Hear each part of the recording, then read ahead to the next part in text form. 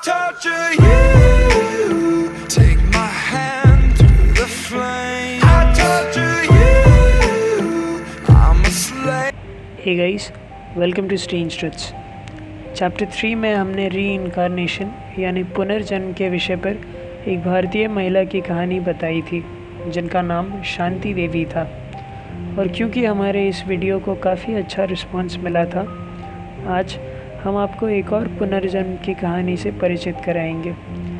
वैसे तो शांति देवी की कहानी अपने आप में ही बहुत अद्भुत थी, लेकिन आज जिस कहानी की हम जिक्र करेंगे ये उससे भी ज़्यादा अद्भुत, मज़ेदार और थोड़ी डरावनी भी है। जॉन और फ्लोरेंस पॉलक इंग्लैंड के हेक्सम शहर के निवासी थे। उनकी 2 बेटियां थीं, जोआना और जैकलीन। जोआना की उम्र लगभग 11 साल थी और जैकलीन की 6 साल। 5 मई 1957 को रविवार के दिन जोआना जैकलीन अपने एक दोस्त के साथ, जिसका नाम एंथनी था, चर्च की ओर जा रहे थे। रास्ते में उन्हें एक सड़क पार करनी थी और इसी दौरान एक कार ने तीनों बच्चों को टक्कर मार दी। वे तीनों उसी जगह पे मारे गए।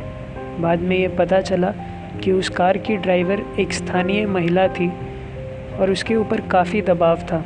उसे अपने ही बच्चों से ज़बरदस्ती अलग कर दिया गया था और यही वजह थी कि वो मेंटली अनस्टेबल हो गई थी और उसने जानबूझ के जोआना, जैकलीन तथा एंथनी, ये तीनों बच्चों को ठोकर मार दिया। जोआना और जैकलीन की मौत के बाद उनके माता पिता तबाह हो गए थे, लेकिन लगभग 15 महीने बाद फ्लोरेंस फिर से मां बनने वाली थी। उनके पति जॉन पॉलक का ये पहले से ही यकीन था कि उनकी दोनों बेटियों का ट्विंस यानी जुड़वे बच्चों के रूप में पुनर्जन्म होगा। हालांकि फ्लोरेंस और उनके डॉक्टर पुनर्जन्म के कॉन्सेप्ट में बिल्कुल ही विश्वास नहीं रखते थे और जॉन की बातों को अनसुनी कर दिया करते थे। लेकिन हुआ कुछ यूँ कि 4 अक्टूबर 1958 को फ्लोरेंस ने जुड़वा लड़कियों को जन्म दिया। शुरुआत में तो सभी घबरा गए, लेकिन बाद में इस बात को एक कोइंसिडेंस यानी इत्तेफाक समझकर सब निश्चिंत हो गए। उन्होंने अपने बच्चों का नाम गिलियन और जेनिफर रखा। जेनिफर के बाएं पैर पर एक बर्थ मार्क यानी जन्म चिन्ह था, बिल्कुल ऐसा ही जन्म चिन्ह जैकलीन, जो उनकी पहली बेटी थी, उसके माथे पर भी हुआ करता था। इस बात को भी महज एक इत्तेफाक ही समझा गया। जब जुड़वे 3 महीने के थे तो पूरी फैमिली हेक्सम शहर छोड़ के विटल बे नाम के शहर में सेटल हो गई।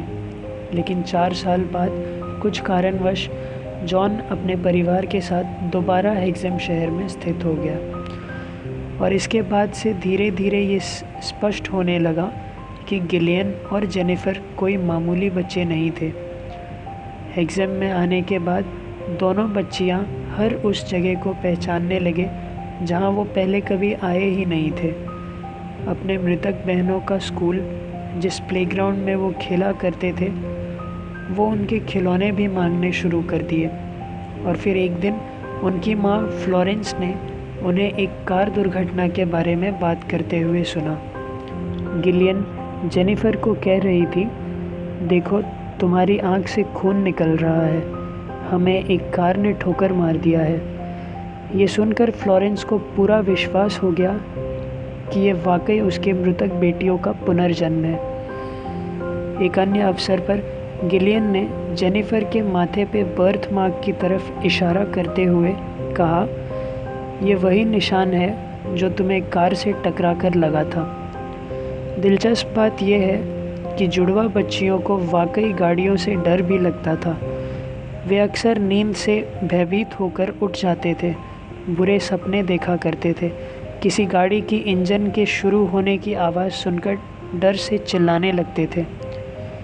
दोनों बच्चे 5-6 साल की उम्र के होने के बाद अपने पिछले जन्म की बातें धीरे धीरे भूलने लगे और इसके बाद से उन्होंने एक आम जिंदगी व्यतीत की।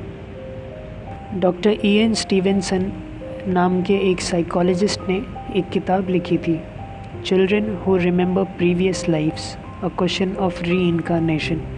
इस किताब में उन्होंने पॉलक सिस्टर्स के मामले से जुड़े कई बातों का जिक्र किया है। री इनकारनेशन यानी पुनर्जन्म एक ऐसी कॉन्सेप्ट है जिसकी चर्चा अरसों से की जाती है।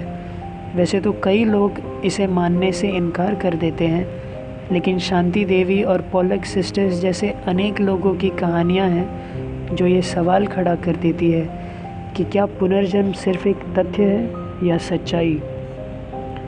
Thank you for your precious time. Share your views in the comment section. Like, share and subscribe the channel. Also, don't forget to follow us on Instagram and Facebook.